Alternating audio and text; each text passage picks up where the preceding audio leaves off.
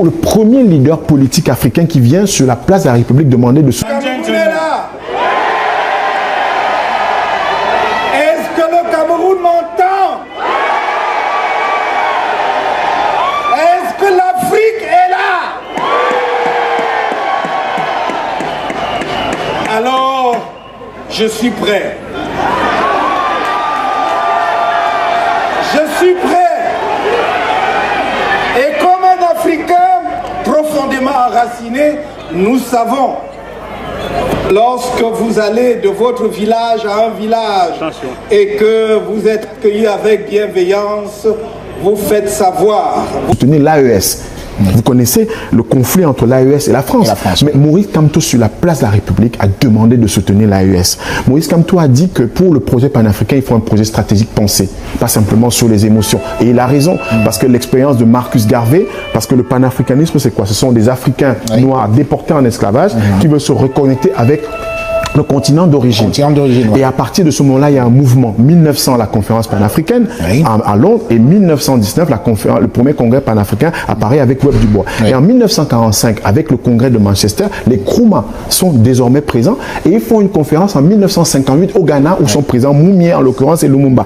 Et Maurice Kamto nous dit à Paris, réfléchissons structurellement pour que le plan de Lagos, le plan d'Abuja sur l'intégration financière ne soit pas un serpent à la fois de mer ou tout simplement un mort-né. Réfléchissons, pensons stratégiquement le projet panafricain. Donc voilà ce Maurice Kamto qui avait la statue, le portrait de Cheikh Anta Diop et de Che Guevara dans sa chambre d'étudiant, qui a lu Nation et Culture et qui lui aussi, à travers le genre sa pensée, s'est dit que pour gouverner un pays comme le Cameroun, qui est un enfant de l'Afrique et au cœur de l'Afrique, il fallait penser stratégiquement. Et c'est ce Maurice Kamto-là dont je suis confiant à la fois. Donc, le Sénégal nous parle, tout comme l'Afrique est dans une nouvelle dynamique.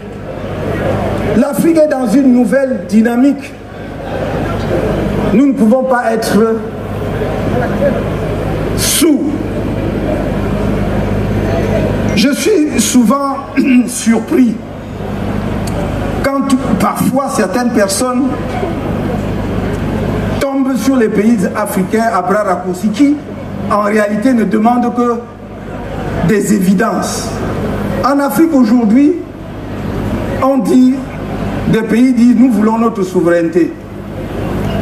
Et c'est comme s'ils avaient commis un crime. Mais je dis, moi j'enseigne aux étudiants depuis toujours qu'un des attributs majeurs de l'État sur le plan international, c'est sa souveraineté. Mais donc, pour qu'un État demande sa souveraineté ou cherche sa souveraineté et tout ce qu'il y a de plus normal, c'est pour cela que je dis, arrêtons de nous faire peur. On a dit pendant longtemps que nous ne savions même pas les chemins de l'histoire. Maintenant que les Africains essayent de frayer leur chemin dans l'histoire, ça devient un problème. Je crois qu'il est important que nous comprenions une chose, et une fois pour toutes.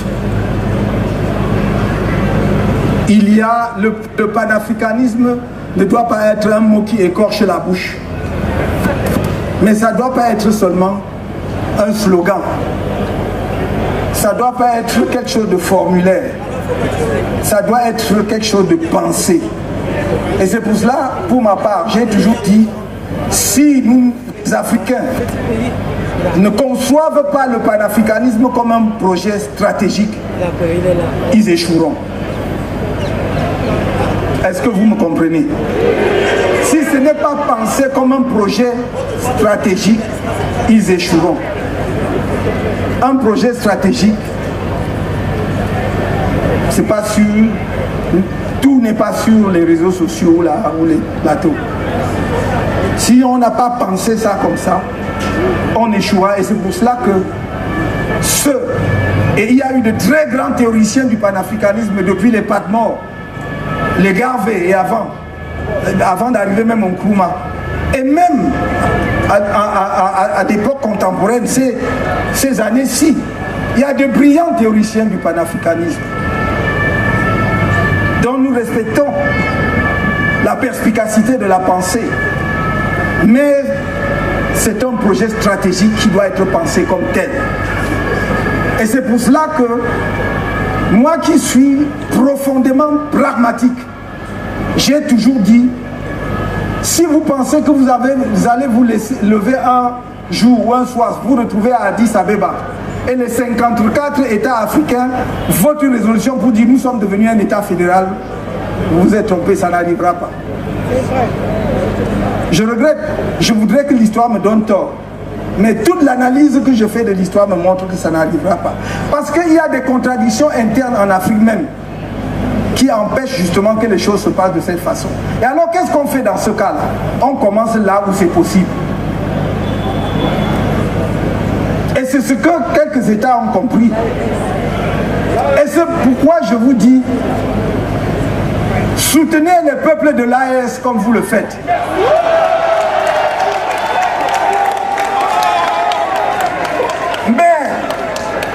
Mais soutenez aussi le peuple sénégalais. Soutenez aussi le peuple sénégalais. Vous avez tort de ne pas comprendre que la jeune équipe qui est au Sénégal joue dans une marge de manœuvre beaucoup plus étroite. Et si au lieu de les encourager, de les accompagner de diverses manières, vous voulez seulement asséner le fait qu'ils ont échoué et qu'ils n'ont pas fait comme les autres, alors vous les accompagnerez plus sûrement vers l'échec. Soutenez le peuple sénégalais. Soutenez tous les peuples africains qui font un pas dans la bonne direction. Tous les peuples africains qui font un pas dans la bonne direction.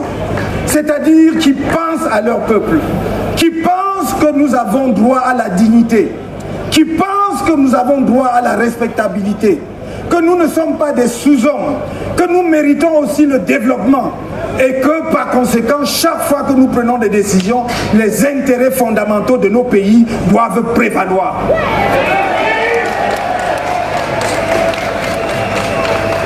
Des chances, mais aussi de ce que la rencontre avec les Camerounais, on l'a vu le 31 mai à Paris et le 8 mai à Douala, et le 8 juin à Douala va continuer. Parce que si on permet à Moïse Kamto, comme il a dit à Paris, d'organiser ces meetings, ces réunions, eh bien ces marées humaines vont tripler celles de Paris et vont permettre effectivement que chaque Camerounais se rende à l'évidence et que les Bienvenue sur cette chaîne du panafricanisme.